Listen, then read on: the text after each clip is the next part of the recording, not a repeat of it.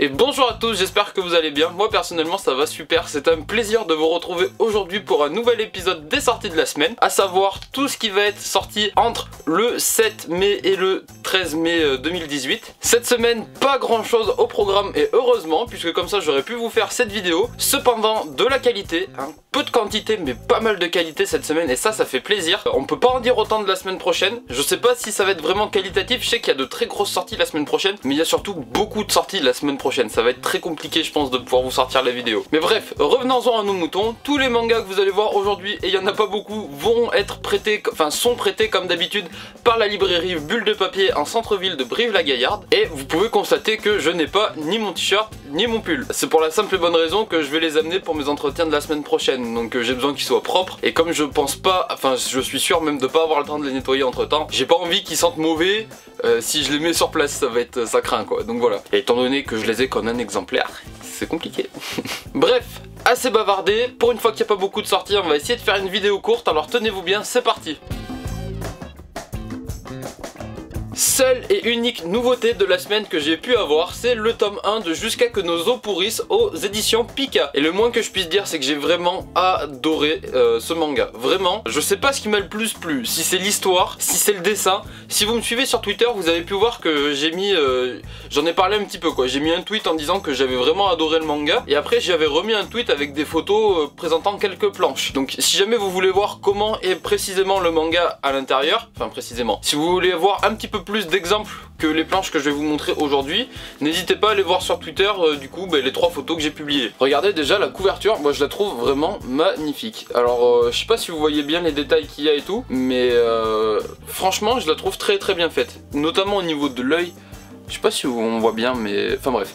Je trouve vraiment le dessin de ce manga magnifique. Avant de reparler un petit peu plus du dessin, on va parler de l'histoire, situer un petit peu ce qui se passe. Donc, on va suivre les aventures de 5 jeunes adolescents, donc 5 jeunes lycéens, qui se sont fait une promesse il y a 5 ans de ne jamais briser leur amitié et de ne jamais dévoiler la vérité sur ce qui s'est passé. Donc en gros, ils ont fait un pacte, puisque 5 ans auparavant, ils ont tué quelqu'un. Et bon, ils ont pas vraiment envie que ça se sache quoi, ça peut se comprendre. Il me semble avoir lu un manga un petit peu similaire il y a quelques années de ça, enfin lu ou vu, je sais plus, ça se trouve c'était un animé d'ailleurs, je me souviens plus exactement, il me semble que c'était un animé d'ailleurs, mais l'histoire m'a paru vraiment intéressante. Ce qui est rigolo, c'est que parmi nos 5 personnages principaux, on en a 4 réellement charismatiques, on va dire, de par leur personnalité, et un, le héros principal d'ailleurs, qui fait un petit peu tâche dans le lot, et c'est assez rigolo puisque tous les gens en dehors de leur groupe se disent mais qu'est-ce que ce mec là fait avec des gens aussi brillants qu'eux, on va dire. C'est un mystère et ça fait réfléchir pas mal de personnes. On les voit pas réellement réfléchir, mais c'est dit plus ou moins explicitement dans le manga. Contrairement à ce que la couverture peut peut-être vous faire penser, c'est un manga qui est assez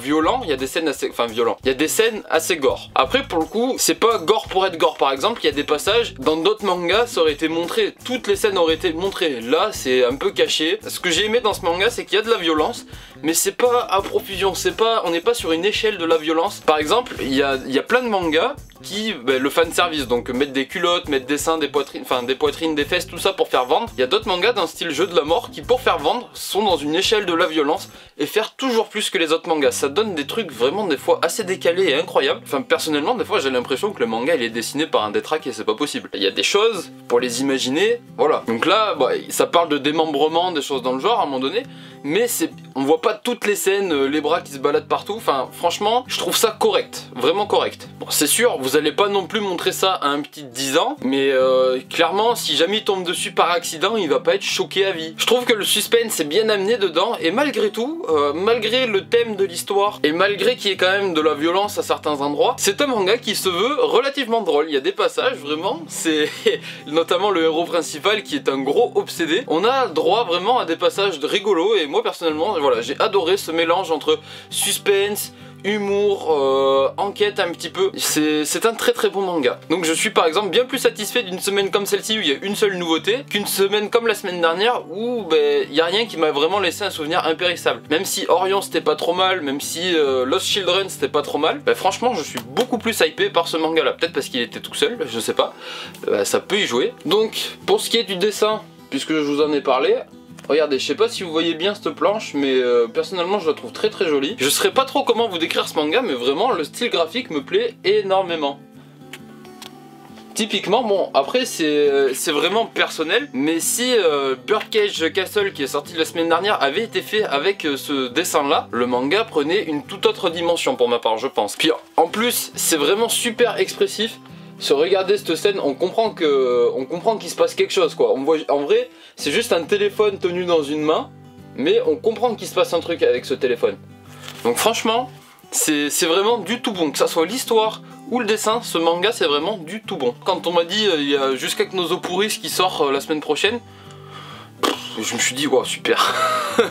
Je m'attendais pas à ça en vrai. Je m'attendais à un truc genre le diable s'habille en soutane pour être honnête avec vous. Je m'attendais vraiment pas à un manga comme ça. Au Japon la série est terminée en 7 tomes. Donc ça reste une série relativement courte. Ils sont disponibles en France au prix de 7,50 € et personnellement si je devais lui mettre une note je lui mettrais...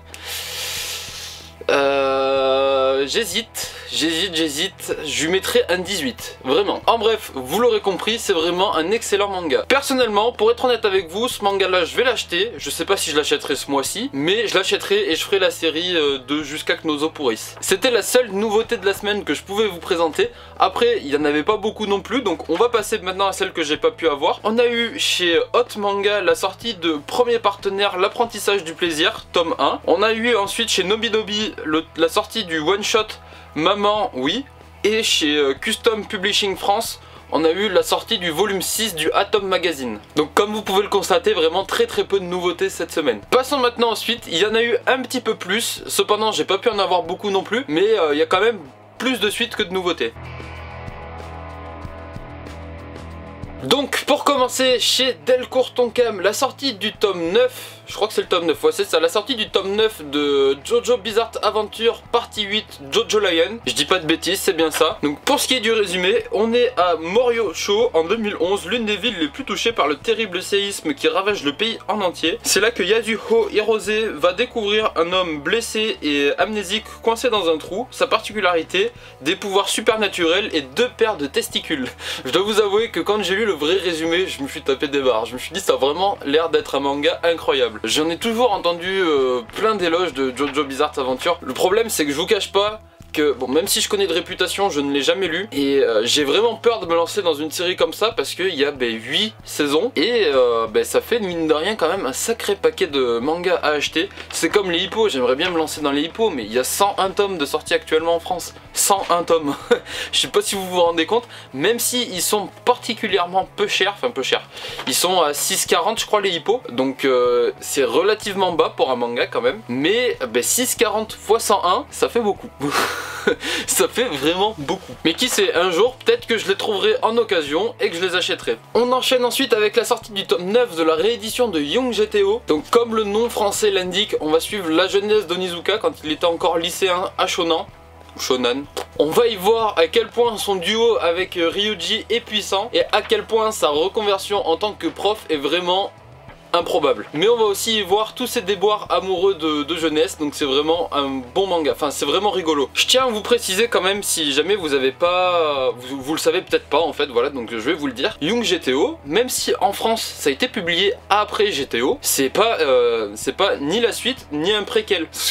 Enfin tout le monde sait que c'est pas la suite puisque c'est Young GTO, mais ce que je veux dire c'est que ça n'a pas été écrit après. Au Japon ça a vraiment été écrit avant et bien avant même. Donc ce que je veux dire c'est que le titre Young GTO est particulièrement mal choisi par les éditions françaises puisque à la base le vrai nom c'est Shonan Junai Gomi. Et en gros si on devrait le traduire en anglais en anglais on va pas faire pousser des plantes avec hein. Si on devrait le traduire en anglais ce serait Shonan Pure Love Gang. Ça veut dire en gros le gang de l'amour innocent de Shonan. Donc on est très loin de Young GTO en fait. Là où c'est très mal choisi, c'est que en fait Young GTO ça sous-entend que c'est jeune Onizuka mais professeur. Sauf que le truc c'est qu'à l'époque Fujisawa ne savait pas que Onizuka allait devenir professeur, ça s'est fait après. C'est vrai qu'après pour le coup le gang de l'amour innocent de Shonan ça pète moins pour un manga. Mais peut-être mettre le nom américain, donc Shonan Pure Love Gang ça va. Le problème c'est que en l'appelant Young GTO, tout le monde l'identifie à la série, donc on va dire que je pense que ça va se vendre plus facilement. Les gens vont plus facilement faire le raccord entre les deux. Personnellement ça me dérange, après c'est que mon avis personnel hein, mais j'ai envie envie de dire c'est moins pire que GTO Bad Company, hein. À la base c'est juste Bad Company aussi, hein. Mais c'est encore avant Young GTO. Mais de toute façon tout ce que je vous ai dit concernant le fait que ça ne soit pas un préquel et que ça a bien été écrit avant GTO, vous allez très vite vous en rendre compte de toute façon en lisant le tome 1. Je vous conseille vraiment de lire Young GTO avant GTO parce que sinon ça, vous allez prendre une claque dans la tête, mais je vous explique même pas ce que vous allez prendre. Parce que vous allez voir la progression incroyable de Fujisawa dans le dessin. Young GTO, on voit vraiment que c'est ses débuts, que ça soit graphiquement ou scénaristiquement parlant, c'est bien moins amené, c'est bien moins poussé. Après c'est pas le même type de manga, c'est pas pareil. Je vous conseille réellement de faire les Young GTO avant les GTO. Et si vous voulez vraiment vous taper une barre, vous faites tous les Young GTO à la suite, et une fois que vous êtes arrivé au tome 31, vous relisez le tome 1 et là vous allez vous dire ah ouais.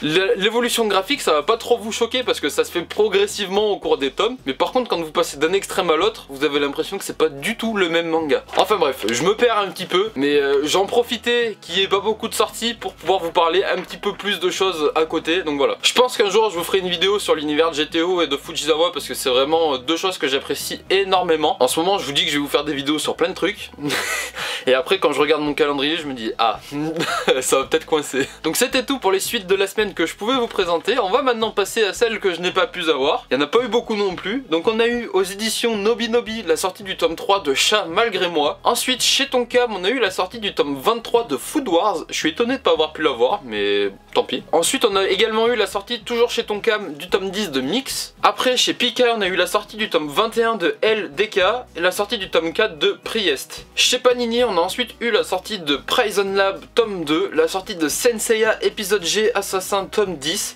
et la sortie de Wonderland tome 3. Chez Delcourt Tonkam pour finir on a eu la sortie du tome 3 de Tanya the Evil. Donc voilà, c'était tout pour les sorties de la semaine. Il n'y a pas eu grand chose cette semaine, mais vraiment de la qualité, hein, parce que quand je vois premier partenaire, l'apprentissage du plaisir, non je rigole, c'était une blague. Quand je vois Food Wars tome 3, LDK, il me semble qu'en shoujo c'est quand même une grosse référence. Tanya the Evil, bon c'est pas non plus une énorme sortie, mais bon ça reste une sortie. Et du coup Young GTO, Jojo Lion, plus jusqu'à que nos Oporis. Je trouve que c'est vraiment une bonne semaine en termes de sortie, même s'il n'y a pas énormément de choses. Disons que ça fait plutôt du bien d'avoir une semaine assez light entre la grosse semaine de la semaine dernière et la grosse semaine de la semaine prochaine. Je pense que là les portefeuilles ils vont prendre très cher. C'est donc fini pour cette vidéo. J'ai passé mon entretien mercredi à Aix-en-Provence. Je vous en parle pas tout de suite, je vous ferai une vidéo débrief quand j'aurai passé tous mes entretiens et que je serai rentré. Donc d'ici une semaine, 15 jours, je la ferai cette vidéo. En attendant, je vous fais de gros bisous. Je vous dis à très vite dans une prochaine vidéo. Peut-être à la semaine prochaine pour les sorties de la semaine. Sinon à la semaine d'encore après pour une vidéo. Voilà, je ne sais pas encore laquelle ce sera, on verra. Enfin bref, à bientôt, prenez soin de vous, à la prochaine, ciao ciao.